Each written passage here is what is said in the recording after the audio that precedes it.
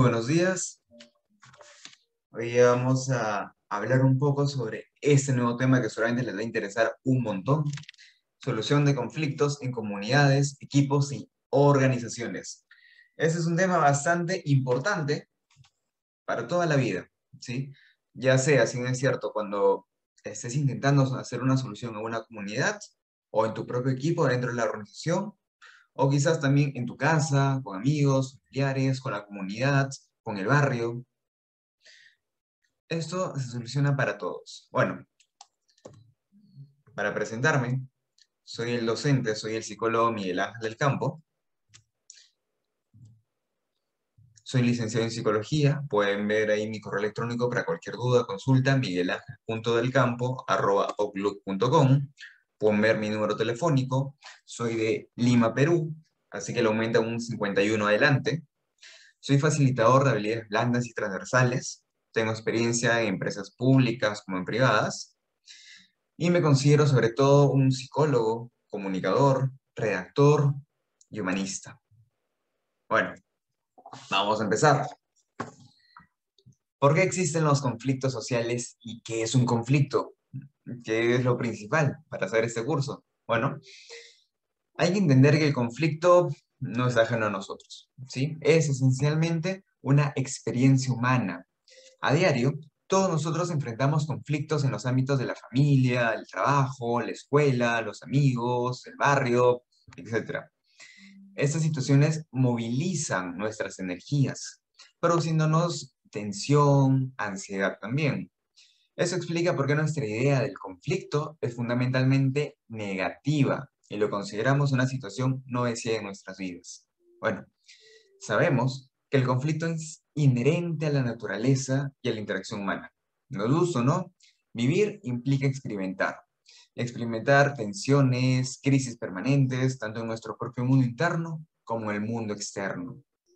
En tanto vivimos en comunidad, estamos permanentemente, eh, estamos en permanente interrelación con los demás, ¿sí? Las relaciones sociales nos exponen a continuas tensiones, choques, disputas de distinto grado, dado que cada persona es un mundo diferente. Esencialmente hay dos maneras de ver un conflicto, como algo destructivo, netamente, o también como algo constructivo. Por ejemplo,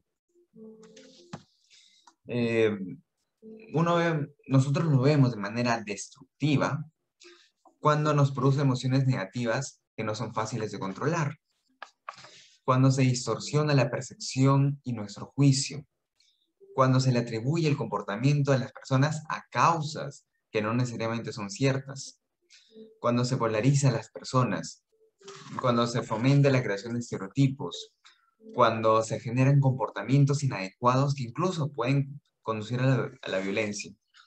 Y lo vemos desde un punto de vista constructivo cuando generamos energía creativa y se promueve el aprendizaje. Cuando se mejora el status quo, ya que puede promover un cambio positivo en la realidad. Cuando se reducen tensiones latentes, pues hace que afloren problemas que de otra manera no podrían afrontar abiertamente. También cuando se clarifican objetivos, cuando se permiten abordar los problemas existentes, cuando se promueve la cohesión grupal, lo que conlleva la cooperación entre sus miembros. Bueno, pero ¿por qué, por qué existen los conflictos? ¿Sí? Eso tiene que ver sobre todo con nuestra apreciación de los hechos. ¿Sí?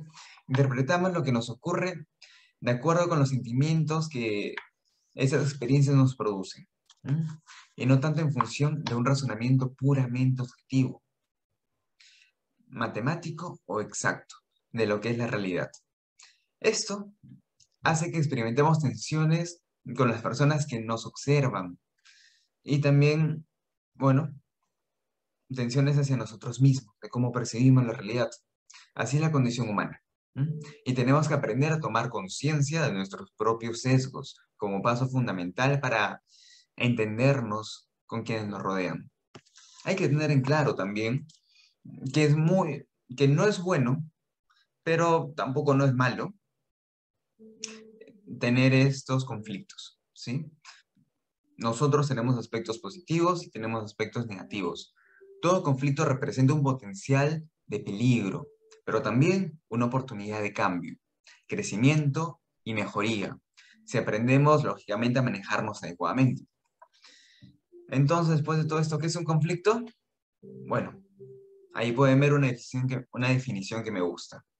Un conflicto es un proceso dinámico que se produce cuando dos o más actores o partes se perciben mutuamente como un obstáculo para la satisfacción de sus respectivos intereses y necesidades.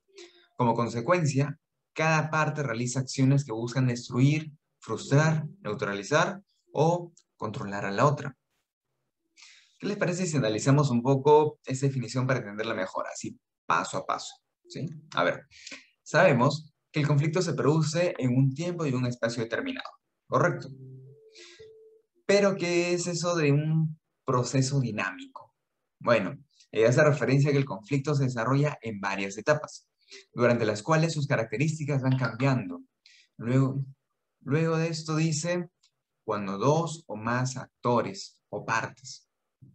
Bueno, eso hace referencia a los participantes directos en el conflicto. Todo conflicto social requiere de dos o de más partes. No hace con una sola.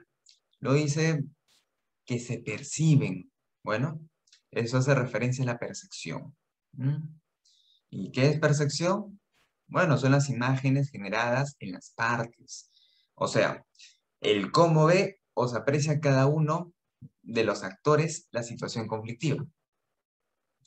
Ahora, lo determinante para que exista un conflicto es que al menos una de las partes perciba a la otra como un obstáculo en la satisfacción de sus intereses y necesidades, aunque ella no puede ser objetivamente cierto.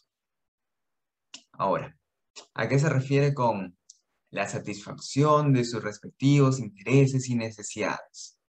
En primer lugar, hay que tener en claro que el conflicto no puede ser entendido y, por tanto, adecuadamente abordado, en tanto no sean identificados y comprendidos los intereses y las necesidades subyacentes que están en juego. Las partes buscan controlar los recursos con los que esperan satisfacer sus intereses y necesidades. Estos recursos pueden ser materiales, recursos naturales, ya sea de dinero, territorio, objetos, alimentos, o incluso también simbólicos pueden ser, como posiciones de poder, estatus, imagen. ¿Mm? Por ejemplo, recuerdo que el año pasado me encontraba en la selva del Perú y me encontré con un amigo jefe personal de una importante empresa, el cual me dijo que, bueno, que por la actual pandemia el proyecto en el cual él trabajaba se había parado. Tenía que reducir costos de la planilla, lo que generaría conflictos con los trabajadores que lógicamente serían desvinculados, pero que era necesario hacerlo. Le pregunté si había evaluado bien la situación y, bueno, si había evaluado bien la situación y si todos los actores reaccionarían de la misma manera, ya que hay diferentes grupos y por ende hay diferentes intereses y diferentes necesidades, lo que supondría, bueno, un mayor o menor conflicto. Lo pensé un momento y recordó que hay personas de comunidades indígenas, las cuales tienen en algunos casos una menor productividad y en otros, bueno, son fantasmas. Pero era necesario que se mantenga en planilla para evitar un conflicto con la comunidad, lo que produciría la paralización indefinida del proyecto o la destrucción, quizás hurto, de maquinaria y equipos importantes. Por experiencia sabía que aquellas personas tenían interés por el dinero, que se preocupaban por ellos mismos y su bienestar propio. Bueno, es un poquito complicado, ¿verdad?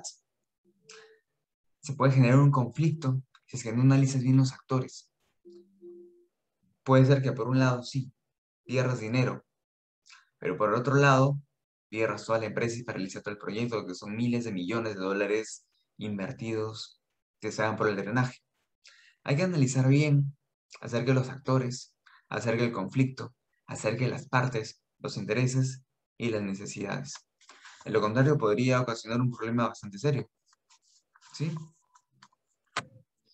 Se puede generar un conflicto Cuando los ciudadanos perciben que también que las autoridades son un obstáculo para la satisfacción de sus necesidades, porque consideran que, ya sea por la corrupción o por la ineficiencia, estas no gestionan adecuadamente los recursos de la comunidad. ¿Mm? En muchas ocasiones hay conflictos latentes a consecuencia de esto. ¿Mm? Y bueno, y se hace manifiesto una vez que los ciudadanos realizan acciones concretas contra las autoridades para, lógicamente, cuestionarla por la corrupción, por la ineficiencia y demás. Algunas veces estas acciones pueden ser violentas, ya sea el bloqueo de carreteras, la destrucción de propiedad pública o privada, o también pueden ser no violentas, ¿sí? Estas últimas pueden ser por naturaleza política, marchas pacíficas, huelgas, también por cuestiones legales, como la interposición de denuncias, demandas judiciales, procedimientos administrativos, quejas ante la Defensoría del Pueblo u otras instituciones, o una combinación de ambas. Lamentablemente, cuando los mecanismos institucionales no funcionan, bueno, los ciudadanos recurren a acciones desestructuradas. Estas hacen que el conflicto se desborde e incluso se torne destructivo, poniendo en peligro el orden público y muchas veces afectando el conjunto de la ciudadanía. Por ello es tan importante aprender a solucionar los conflictos de una forma no violenta, que permita encontrar una respuesta beneficiosa para el conjunto. ¿Mm? Ahora, ¿cuáles son las dimensiones del conflicto?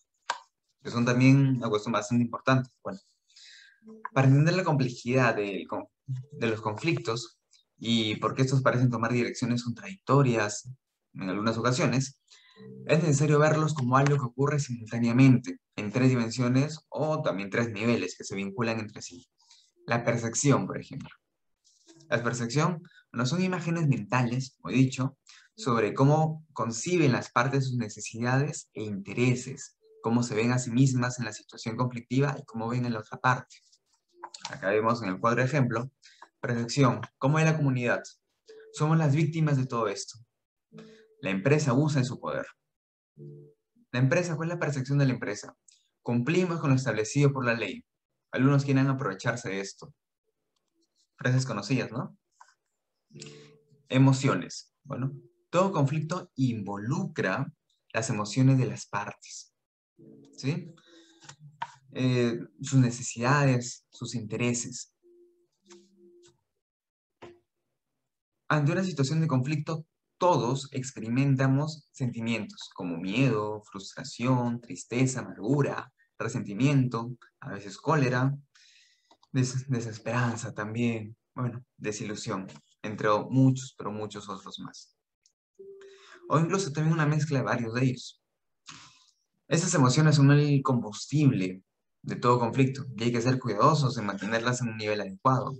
Es decir, en asegurar que no se desborde. ¿Mm? Pero es necesario reconocerlas y aceptarlas, porque son parte de la experiencia vital de las personas que intervienen en el conflicto. ¿Sí? Ahí puedes ver las emociones en el cuadro, las que he mencionado. También está la parte de la acción. La acción o conducta es finalmente la expresión de lo que vemos, parecido a la percepción, y de lo que sentimos, las emociones, los sentimientos. Mediante la acción, pretendemos lograr que nuestras necesidades e intereses se manifiesten y sean satisfechas. La acción o conducta de las partes puede ser de tipo confrontacional, por ejemplo. Las confrontacionales pueden ser violentas o simplemente competitivas, sin recurrir a la violencia. El objetivo es solo vencer a la otra parte. También pueden ser complacientes. En otras palabras, están predispuestas a ceder ante las exigencias de la otra parte, con la esperanza de que si se solucionan las diferencias, todo va a estar bien.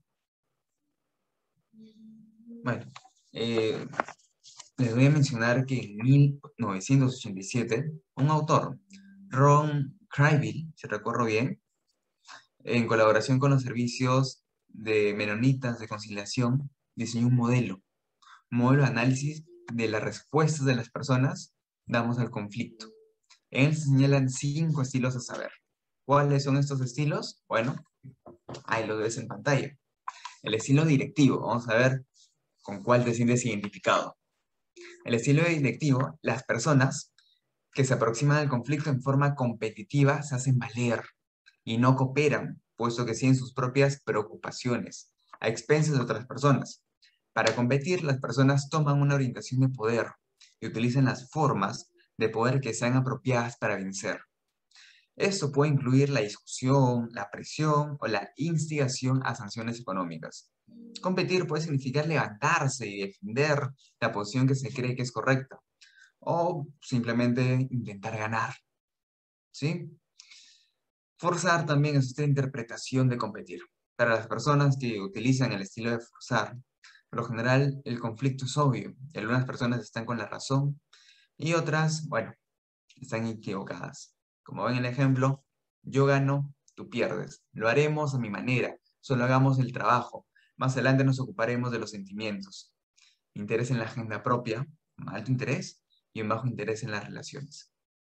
También tenemos el estilo evitador, ¿sí? Las personas que evitan el conflicto por lo general no son asertivas ni colaborativas. No abordan tampoco de manera inmediata lo que son sus propias preocupaciones o a las otras personas, sino que más bien evitan totalmente el conflicto o demoran su respuesta al mismo, ¿sí? Para hacerlo, pueden hacerlo diplomáticamente a un lado, posponer la discusión hasta que haya condiciones o apartarse ante la situación amenazante o desviar la atención. Esas personas perciben el conflicto como algo desesperanzador y por tanto algo que debe de ser evitado. Las diferencias son pasadas por alto y aceptan el desacuerdo. Como pueden ver, evitativo, yo pierdo, tú pierdes, la tortuga. Hay un bajo interés en la agenda propia y también un bajo interés en las relaciones sociales. Sus frases típicas son conflicto, ¿cuál conflicto? Pero no le demos tanta importancia a este asunto. Podemos hablar de eso en alguna otra oportunidad, en alguna otra ocasión. Bueno, ahora sigue el negociador. Aquí, bueno, las personas que conceden son moderadamente asertivas y moderadamente cooperativas o colaborativas. Aquí tratan de encontrar rápidamente soluciones a los conflictos que sean mutuamente aceptables y lógicamente también que satisfagan parcialmente a ambas partes. Aquí la palabra clave es parcialmente. Los que ceden dan menos que los que se acomodan, pero más que los que compiten. Exploran los hechos más que los evasores, pero menos que los colaboradores. A menudo sus soluciones incluyen partir la diferencia o hacer concesiones de lado y lado. El conflicto consiste en diferencias mutuas resueltas positivamente por medio de la cooperación y el conceder. Pueden ver, yo gano algo, bueno, tú ganas algo. Tienen un medio interés en la agenda propia y un medio interés en la realización, en las relaciones sociales. Frases típicas como nos encontramos en la mitad del camino, hagamos un trato. ¿Mm? Luego tenemos también al armonizador, ¿sí? Que son las personas que se adaptan, no son asertivas y sí muy colaborativas, por cuanto abandonan sus propias preocupaciones para satisfacer las preocupaciones de los demás. A menudo reconocen durante el conflicto que ha cometido un error o deciden que no es importante. La adaptación es el estilo opuesto a la competición. Las personas que se adaptan pueden ser desinteresadamente generosas o caritativas y al mismo tiempo pueden pueden obedecer a alguien también cuando preferirían no hacerlo o ceder ante el punto de vista de otro. Por lo general, las personas que se adaptan colocan las relaciones primero, ignoran los temas y tratan de mantener la paz a cualquier precio. ¿Mm? Ese es el amortizador. Como ven ahí, frases típicas, interés seguro, soy flexible, cualquier cosa que desees, me parece bien. Yo gano, tú ganas. Alto interés en las relaciones, un interés bajo en la agenda propia. Por último, tenemos al cooperador, ¿sí? A diferencia de quienes evitan el conflicto, los colaboradores son personas asertivas y, bueno, y lógicamente también son cooperativas. ¿sí? Esas personas hacen valer sus propios puntos de vista a la vez que escuchan los de los demás y acogen de manera positiva las diferencias. Intentan trabajar con los demás para encontrar soluciones que satisfagan exitosamente las preocupaciones de ambas partes. Esa aproximación implica identificar las preocupaciones que están en la base del conflicto, ¿m? Explorando el desacuerdo de ambas partes del conflicto. Esas- Ellos también aprenden de las opiniones de los demás y hacen surgir creativamente soluciones que respondan a las preocupaciones de ambos. Las personas que utilizan este estilo a menudo reconocen que hay tensiones en las relaciones y matices en los puntos de vista, pero quieren trabajar para la solución del conflicto. Reconocer estos estilos es muy útil. Puedes revisar las cosas que uno hace durante los conflictos. Sirve para aprender a canalizar los esfuerzos hacia una búsqueda de soluciones cooperativas que aporten para el logro de una convivencia y relaciones sanas. Evidentemente, estos estilos son una herramienta interpretativa para el análisis y no deben ser usados de ninguna forma para establecer categorías con el objeto de clasificar a alguien. ¿Mm?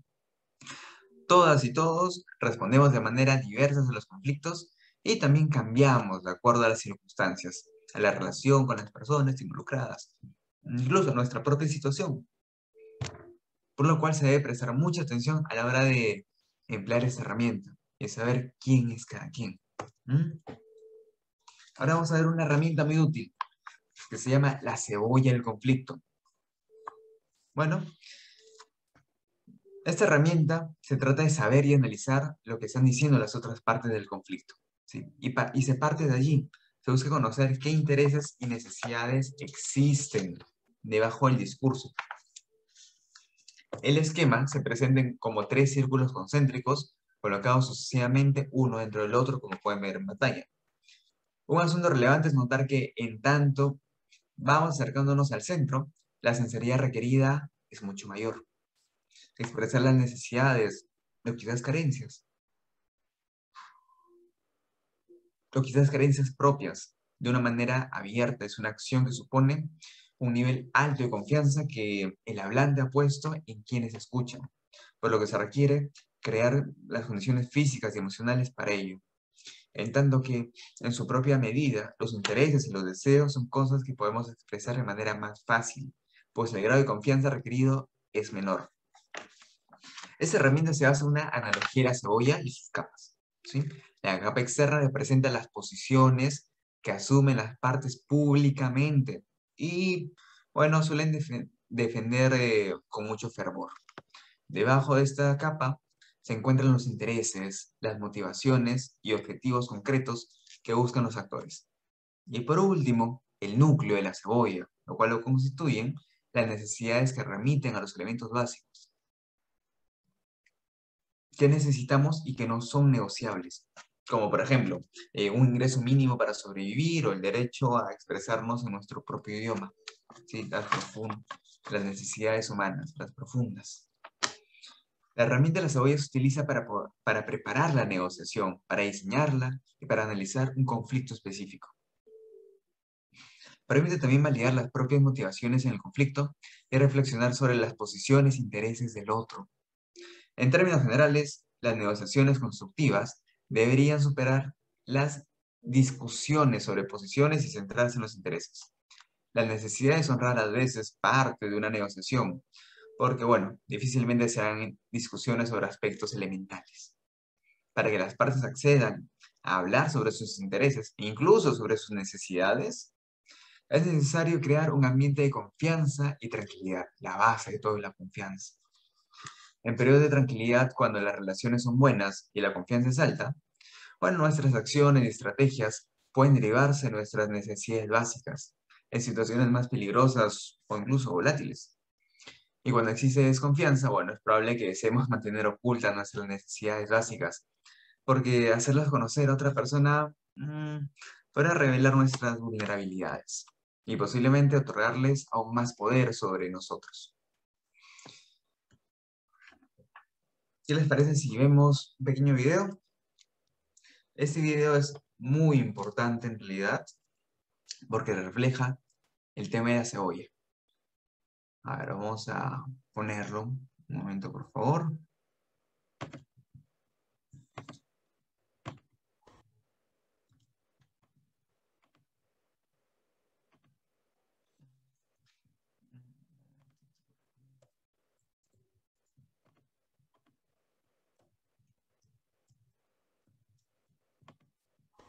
Dos personas discutían duramente por la posesión de una naranja. Ambos la necesitaban para lo que estaban realizando. El caso fue llevado a la corte, y un juez determinó que la naranja debía ser dividida en dos. Esta resolución, si bien era obvia, no dejaba suficientemente satisfechas a ambas partes. Entonces una persona de la audiencia se levanta y pregunta a cada uno para qué quería la naranja. La persona A quería la cáscara de la naranja para hacer una torta, y la persona B, en realidad quería la parte interna de la naranja, porque su interés era tomarse un jugo. De esta manera, se llegó a una solución enteramente satisfactoria para ambas partes, pero que no era la inmediata que se le habría ocurrido a cualquier persona en primera instancia. Al no considerar los verdaderos intereses de las personas, la solución al conflicto para ambas partes quedaba dificultada o era imposible. Por no considerar otras opciones inteligentes, más allá de la simple e intuitiva división a la mitad.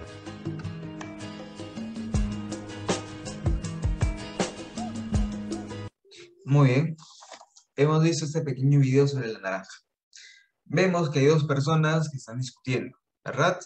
Ambas quieren naranjas y es un conflicto, ¿sí? Ambas no están dispuestas a ceder porque quieren su naranja, lo cual se lleva a un tribunal. Y las posiciones eran claras. Yo quiero mi naranja, yo también quiero mi naranja. ¿Cuáles eran los intereses? ¿Cuál era la motivación de todo esto? Bueno, el preparar algo con la naranja, ¿verdad?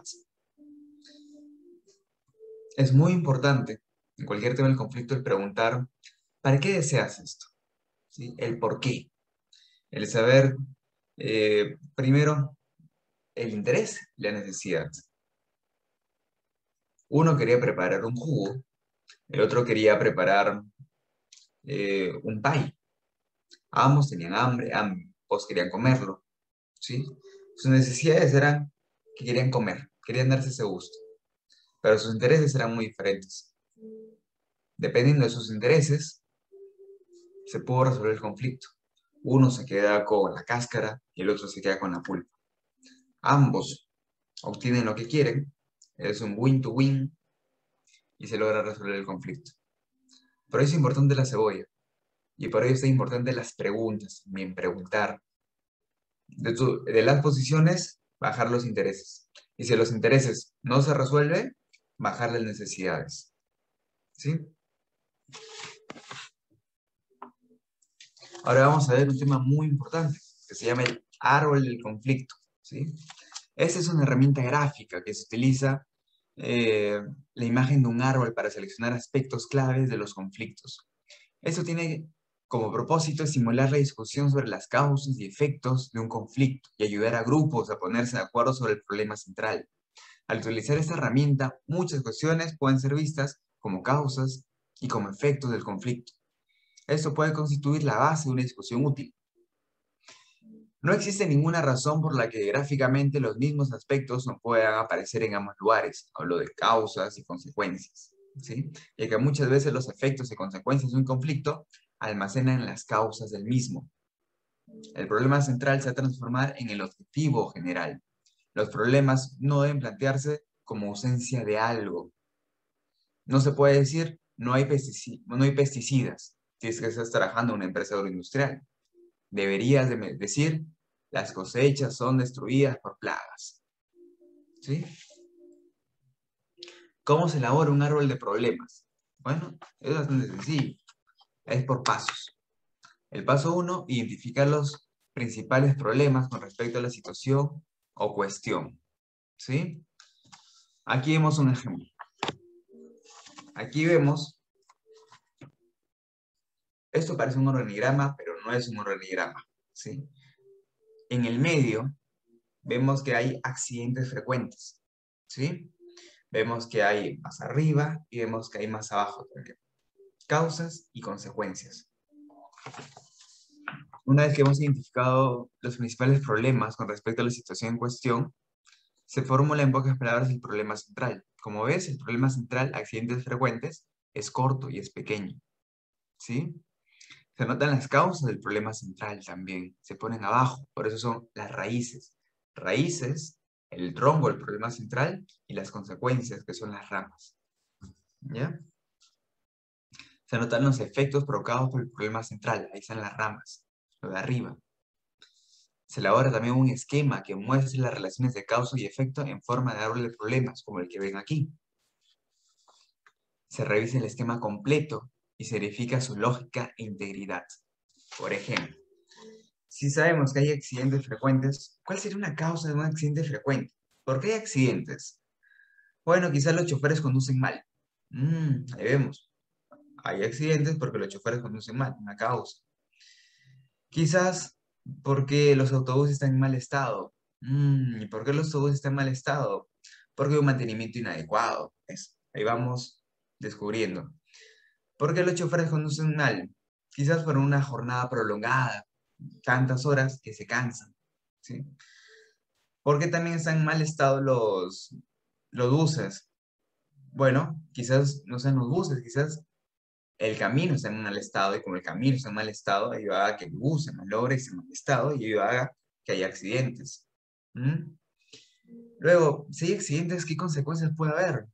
Bueno, si hay accidentes, pueden haber muchos pasajeros heridos, es una consecuencia. Además, ¿qué puede haber? Bueno, si hay accidentes, van a haber muchas demoras. Van a demorar en salir los buses.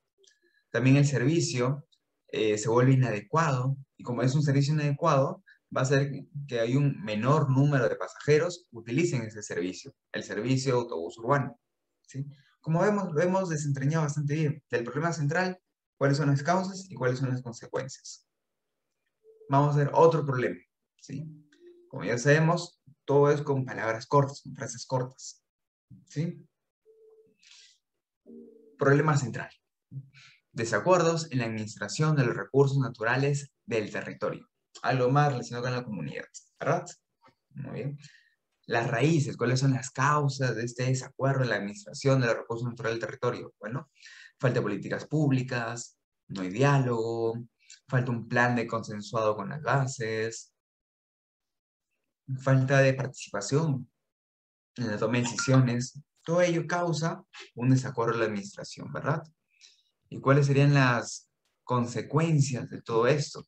Bueno, si hay un desacuerdo en la administración de los recursos naturales, puede haber luego especulación en tierras, una mayor vulnerabilidad, inseguridad dentro de la comunidad, pérdida de confianza y credibilidad para con el gobierno, para con la empresa, una mala administración de recursos y una pérdida de bienes.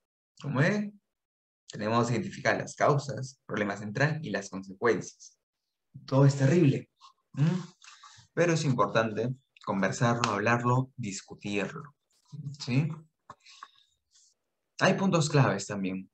Un problema, tienen que tener en claro que no es la ausencia de su solución, sino un estado existente negativo. ¿Sí? La importancia de un problema no está determinado por su ubicación en el árbol de problemas también.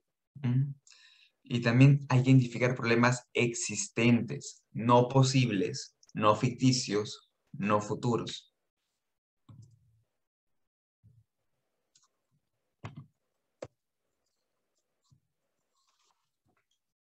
Ahora vamos a ver algo que me gusta. ¿Sí? ¿Qué cosa vamos a ver? Bueno, algo llamado un dilema del prisionero. Para saber si podemos solucionar ese tipo de problemas. ¿Sí? Quiero que lo lean conmigo. A ver. Dice, la policía aprende a dos criminales. Ambos tienen dos asuntos que enfrentar. Sin lugar a dudas, cada uno ha violado los términos de su acuerdo de libertad condicional, motivo por el cual regresarán a la cárcel por 2 años. Ya tenemos un problema, ¿verdad? Tú y yo estamos presos. Tenemos libertad condicional. Hemos violado los términos de nuestra libertad condicional. ¿Sí? Y bueno, hemos sido acusados y arrestados por robo a casa-habitación. Terrible, ¿no? La policía no cuenta con un buen caso de robo. No tienen evidencia que se requiere para una condena. ¡Qué suerte! La policía, por supuesto, no va a compartir esa información con los prisioneros y los separa asegurándose de que no haya comunicación alguna entre ellos. Y le ofrece a uno el mismo trato. El relato consta de 3 partes. Mira tú, nos han detenido la policía por robo y estamos en lugares diferentes. La policía nos dice a cada uno lo siguiente. Nos ofrece un trato. Si uno de ellos confiesa el robo y el otro no, bueno, el que confiesa será liberado. Si solo uno de ellos confiesa, la policía buscará una sentencia de 10 años de prisión para el que no confiese. La policía pedirá una sentencia reducida, probablemente de 6 años, si ambos prisioneros confiesan el robo. Qué terrible, ¿no? Tú y yo que robamos juntos, estamos enfrentados y ni siquiera lo sabemos. ¿En qué se basará nuestra respuesta? En la confianza que tengamos el uno al otro, ¿verdad? O en los valores o antivalores que tengamos. Bueno, suponga que usted es uno de los prisioneros. ¿Qué hace? Se encuentra ante el dilema de cooperar o competir. También tiene el dilema de participar en anticipar lo que su socio hará. Los resultados potenciales son los siguientes. Si ambos quedan callados, usted recibirá solo 2 años de prisión por la violación de libertad condicional. Si usted confiesa, pero su socio se queda callado, bueno, usted saldrá libre. Así, si piensa que su socio se quedará callado, es mejor que usted confiese.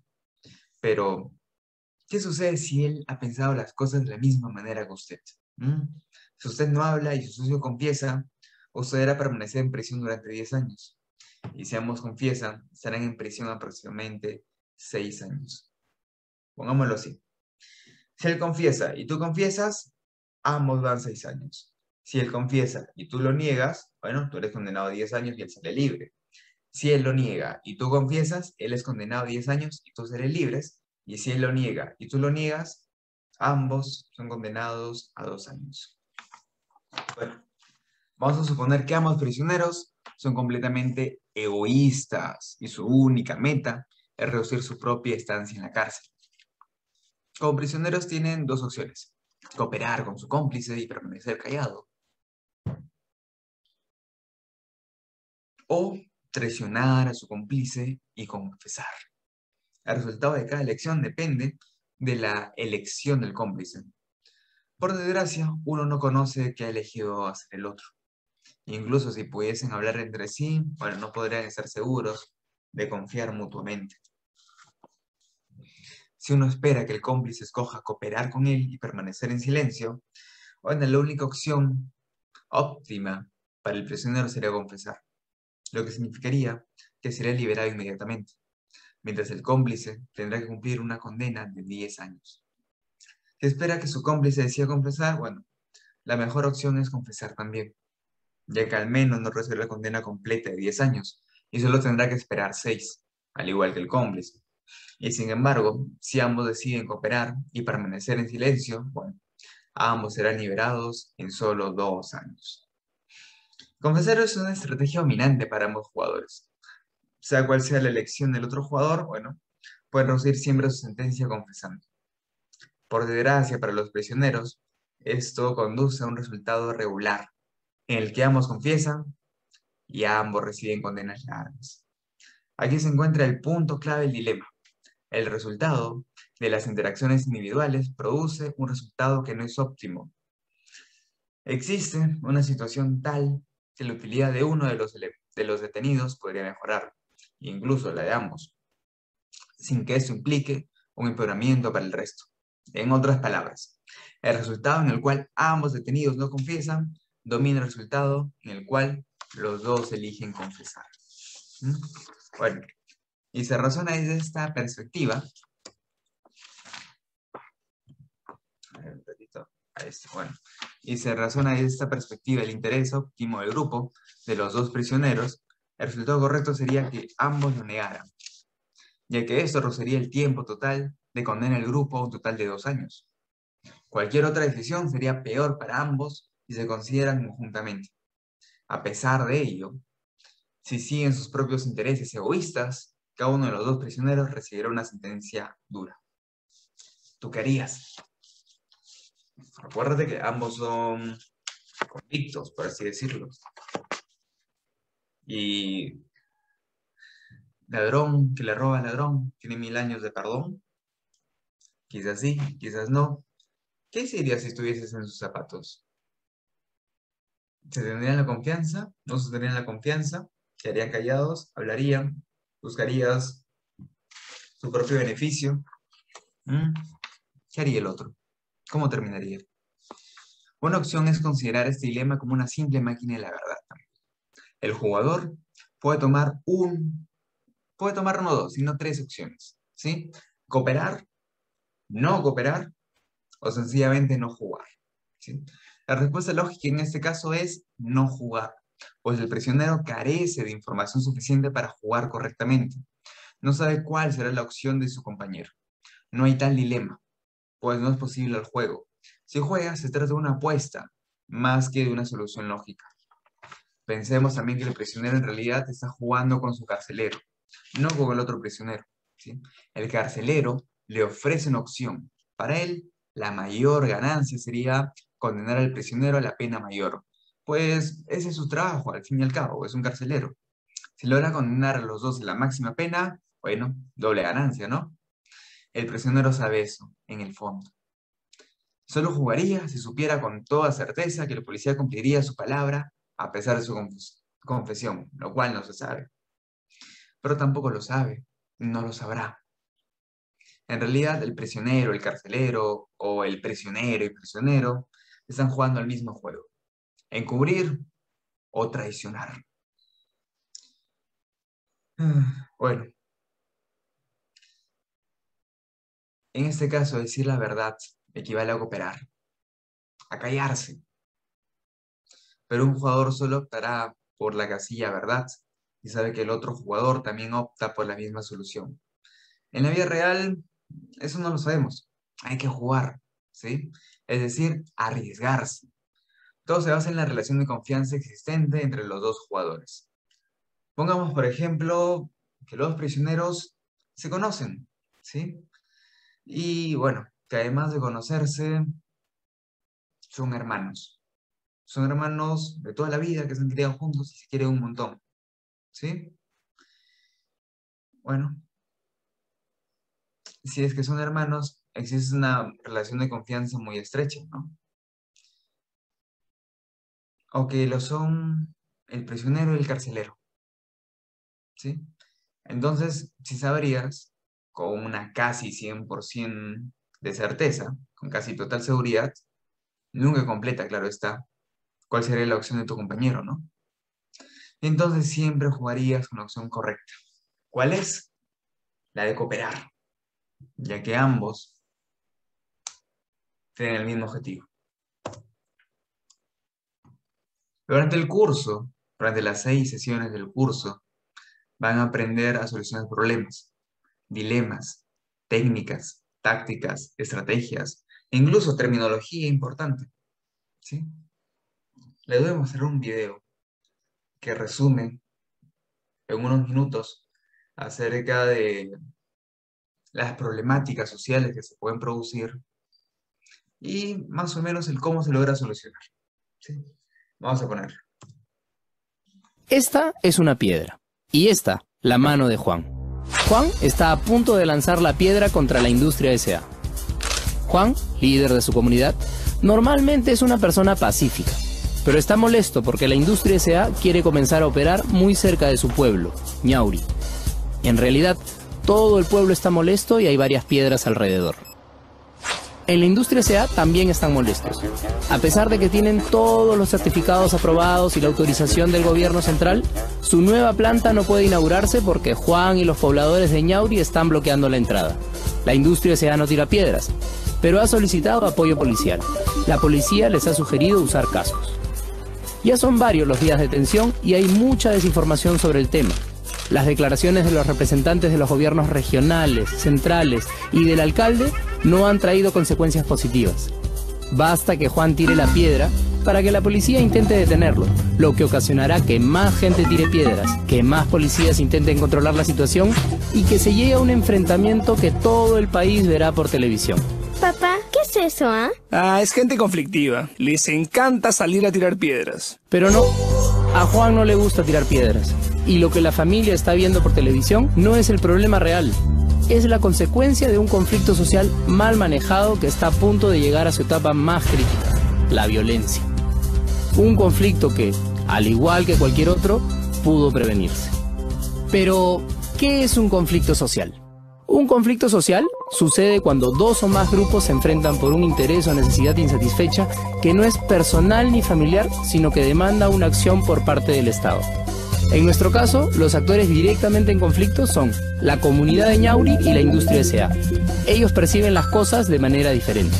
Para la industria S.A., este terreno es una gran oportunidad de negocio.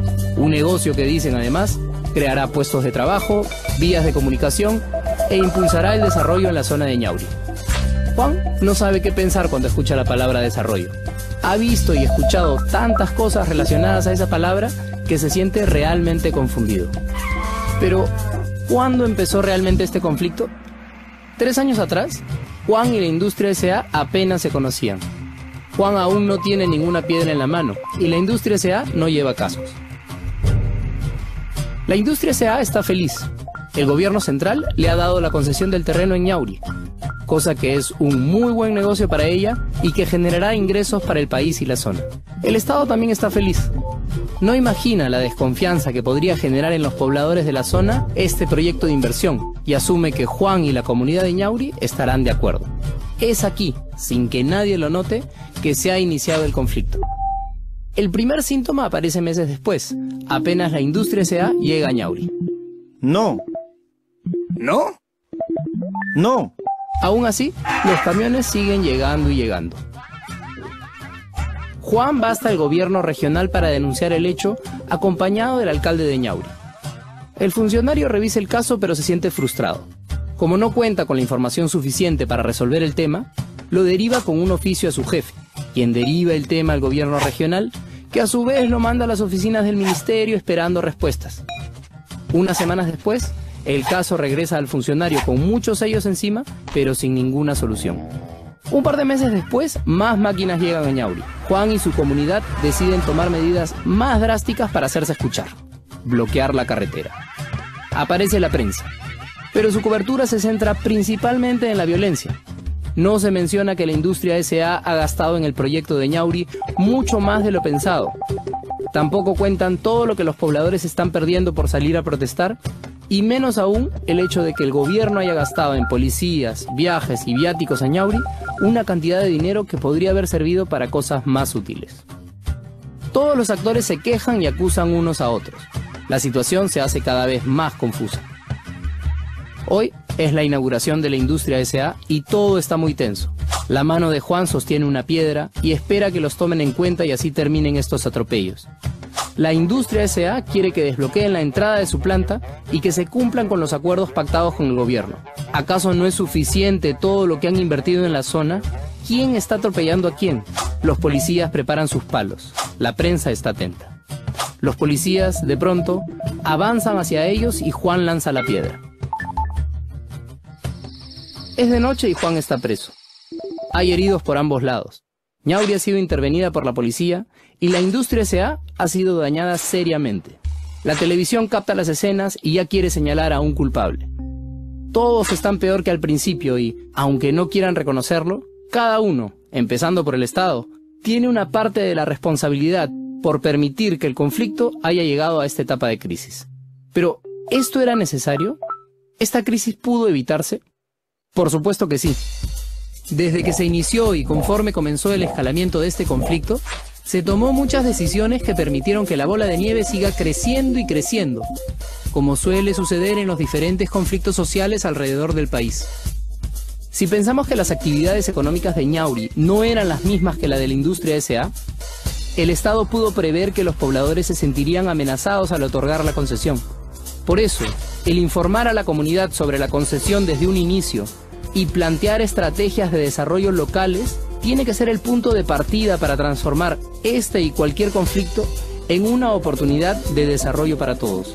La industria S.A., como empresa socialmente responsable, pudo abrir el diálogo con la comunidad de Ñauri desde un inicio e informarle cuáles eran las características del proyecto, sus riesgos y sus beneficios. Esta es una información que tiene que llegar con la voluntad de escuchar las opiniones de la población, entender sus necesidades y respetar sus costumbres.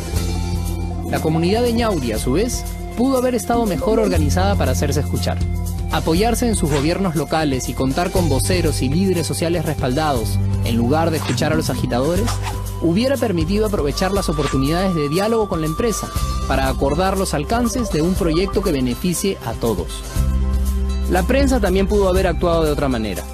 Analizar las causas que generaron el conflicto, hacer ver la necesidad de coordinación previa, cuestionar los intereses de las partes e intentar comprender las alternativas de solución en vez de solo registrar actos violentos. Esta clase de periodismo, metódico, analítico y responsable, impacta positivamente en la opinión pública, haciéndola entender que para comprender un conflicto social no basta con señalar a un responsable. Es muy importante que los conflictos sociales sean atendidos inmediatamente en el lugar donde se producen para que no sigan creciendo. La coordinación de una mesa de diálogo sobre la inquietud de la comunidad de Ñauri pudo ser una de las primeras reacciones. En general, en vez de entrar en una lógica burocrática, se puede trabajar en conjunto para plantear soluciones prácticas y reales que detengan el escalamiento del conflicto. Esta es una tarea vital y urgente para que la lógica de desarrollo se dé en una lógica de paz. Todas estas formas de prevenir parten por la institucionalización del diálogo como mecanismo para la construcción de paz y la convicción de que el conflicto, si se aborda con inteligencia social, puede transformarse en una oportunidad en la que todos los actores salen beneficiados. Es más barato, menos trabajoso y más inteligente prevenir a través de la educación, el diálogo y la información compartida que reaccionar ante la crisis, la violencia y la inestabilidad social. Aunque queramos evadirlos o ir en contra de ellos, los conflictos son una parte natural de la convivencia humana y por lo tanto hay que aprender a manejarlos. No son ni buenos ni malos y de ninguna manera tienen que significar violencia. Si hiciéramos una comparación, la manifestación del conflicto es para la sociedad lo que la fiebre es para una persona. No es una enfermedad en sí, sino un síntoma que nos alerta que algo anda mal. Y si se actúa con confianza, responsabilidad y respeto a todas las personas, más que un problema, el conflicto puede ser una gran oportunidad para seguir desarrollándonos como sociedad y así alcanzar el bienestar de todos los peruanos. Este es un video producido por el Prefcom PCM, basado en los documentos de consultoría elaborados para el programa. Muy bien, como han podido ver en el video, así se aborda un conflicto. Sí, en este caso un conflicto social. Hemos visto, sí es cierto, no de manera explícita, pero se ha hecho un árbol de problemas, se establece el problema central, causas, consecuencias, se usa la técnica de línea de tiempo, se ha visto estilos de negociación también. Todo el curso, o parte del curso, reflejado en este video de manera práctica. Es lo que vamos a aprender. Y vamos a repetir durante el curso que la base de todo es la confianza. Sin confianza no se resuelven conflictos. Sin confianza no se puede negociar, no se puede llegar a un acuerdo. Sin confianza uno no puede conocer los verdaderos intereses de la otra persona y trabajar en función de ello. Intereses, necesidades, costumbres y demás. Bueno, este es un pequeño resumen de lo que van a ver en el curso. Espero que les haya gustado. Muchas gracias por asistir. Soy el psicólogo Miguel Ángel del Campo,